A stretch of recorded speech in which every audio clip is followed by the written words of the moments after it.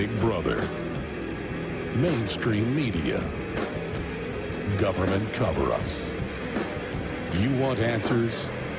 Well, so does he. Live from Austin, Texas, broadcasting worldwide, it's Alex Jones.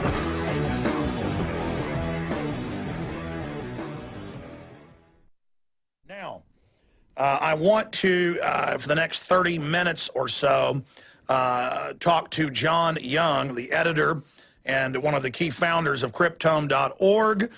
It's been around since 1996 by independent scholars and the architect John Young and others. And the New York Observer had an article that quoted myself, the original WikiLeaker, and it's got my quote in here, and I think it says it all, that his work is very important, said Alex Jones, the radio host and founder of Infowars.com. I don't really know of anybody who was posting secret, classified, and restricted, but also open source documents to a site and creating a library. And they cut my quote off there. I went on to say, before Cryptome. You have to say that he is the granddaddy of the WikiLeaks type phenomenon, and he was also knows some of the WikiLeakers and has had a critical view of Assange in the past. But now with all of this unfolding, we'll get John Young's breakdown on what he thinks is going on here. John, thanks for joining us. Hello, Alex. Good to hear from you. Good to have you here with us. We're going to break in a moment, but I have always stated that I believe Assange was being set up as a unwitting or perhaps witting asset of the CIA, like a Lee Harvey Oswald. We know there's the George Soros, Leslie Gelb, you know, all of those connections there. And Wayne Madsen has agreed with you that it's suspicious. So has Webster Tarpley. Now it appears that they're going to use this as an electronic 9/11, and they're announcing to come in and start shutting down web freedom on the internet. Yeah, that's the kind of talk they're making. Now, I just say that I think they'd like to keep this going about another 10 years so they can keep asking for more money for it. So that I think they'll keep making these rumbling noises and hope that WikiLeaks or others like it will continue doing this thing because it's a tremendous way to raise funds for governments. Again, they get to build their giant cybersecurity spying grids in the name of countering their own leakers. That's right, and that's why they set up Cybercom, almost holding the hands of WikiLeaks to do so.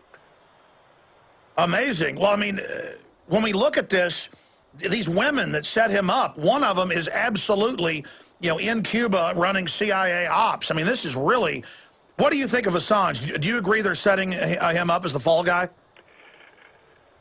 It's possible. Often people are fed up with their not being completely witting about it, and it's not hard to do because there's a constant drumbeat of we need to challenge authority, we need to challenge the CIA, we need to do this and that, and so this is a fairly well-known way to get some traction for a website or an initiative and to raise some money through it.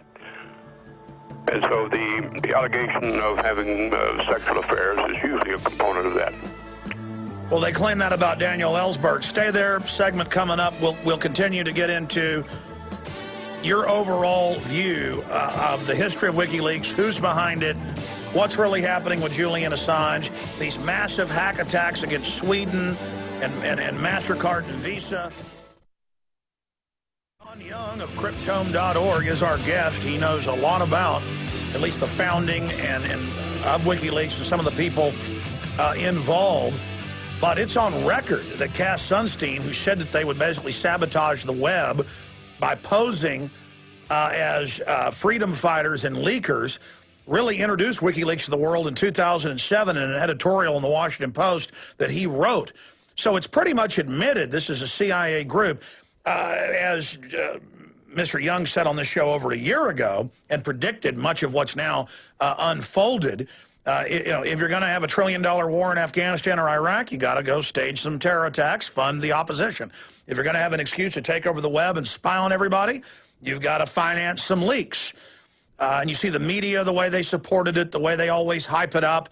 But I think, again, Assange is a useful dupe that they're flushing down the toilet, but time will tell. I mean, specifically, John, walk through what you believe is happening here, the founding of WikiLeaks, where you think this is going. Well, as you know, Alex, I was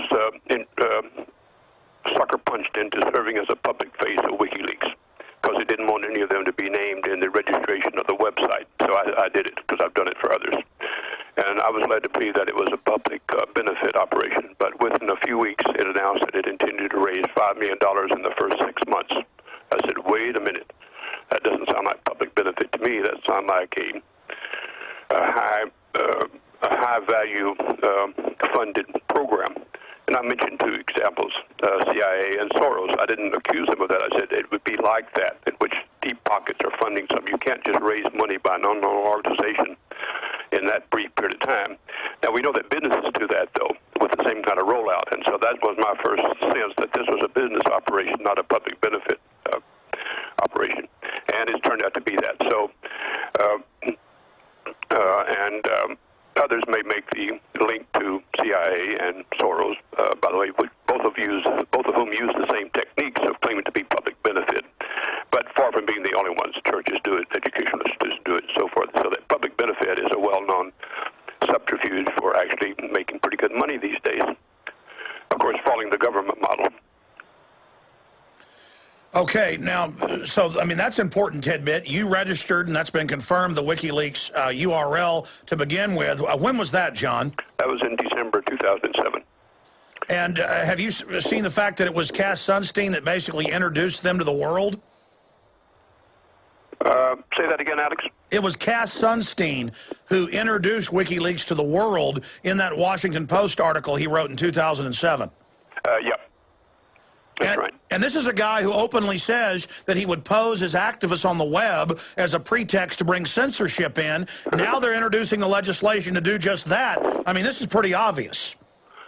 Well, it's certainly a complicated story and needs to be watched very carefully because I think there's a lot of smoke being blown about this, and that a lot of the usual exculpation and accusation are being rolled out as part of that smoke blowing on all party sides. Some of the enthusiasts for WikiLeaks seem to be operating in concert with some of its opponents. It looks like they're in lockstep to me. Really? Okay, stay there. We're back in 1 minute, John. 1 minute break. I want to try to give you the floor so that I'm not just asking the questions. I want to give you the floor to break down what you think's going on and to cut through this fog of war, this fog of info war, and give us a clear image of what you, a true insider, thinks. It's the pretext to bring in censorship control of the web. With the whole cybersecurity system being built up, and John Young of Cryptome.org predicted this. He's, again, the original WikiLeaker. He's the guy that set up the website originally for them, but then he pulled out very quickly. Now, he said years ago, looks like a Soros-type operation. Now we have clear connections to that. That's even mainstream media. Now, this is a short segment, long segment coming up, John, but I want to give you the floor. You talk about this, this being foggy. Bring clarity. I mean, as somebody who probably knows more about this than anybody else, in the next 4 minutes, you've got the floor. What do you want to say to folks about this? What do you think is most important? Well, follow the money is, of course, a cliche, but true here, is that for 2.5 years, WikiLeaks was on the verge of bankruptcy. They shut down for a few months and came back with bombshells, and suddenly the money started pouring in. This is a well-known business model to hand out free cigarettes and then sell them after you get the addiction started. And so that it's also a well-known government technique to create a crisis, claim that we can't survive without it, and then demand more taxes and more budget increases. And so just watch how this unfolds. So I expect that there will be continuing crises raised by the WikiLeaks model, and that from low-level secrecy documents, we'll start getting dribbles of higher secrecy documents. It'll be dribbled out over time as they're now dribbling out the secret stuff. And so we'll get some more bombshells because it's proven to be extremely effective. Now, you know that we've kept the war on terrorism going exactly the same way. And so that these imaginary wars are very lucrative, particularly to governments and contractors who service governments, as well as individuals who seem to oppose governments. So I'm down on anti-war people as well as pro-war people because they seem to be working hand in hand. So I think that that's the lesson we've learned running our site, that there are all sorts of threats imputed to crypto. None of that has come to pass. It was just a shell game to make it seem like there's a threat, but there wasn't. We've never been shut down except by one time by Microsoft, which then withdrew it. WikiLeaks was shut down once by a court, but then that was withdrawn. As far as I know, no officials have ever approached WikiLeaks with a threat. Now, maybe they have, and they've kept it quiet. We always publicize when we're approached by officials to let them know that this is something of a shell game.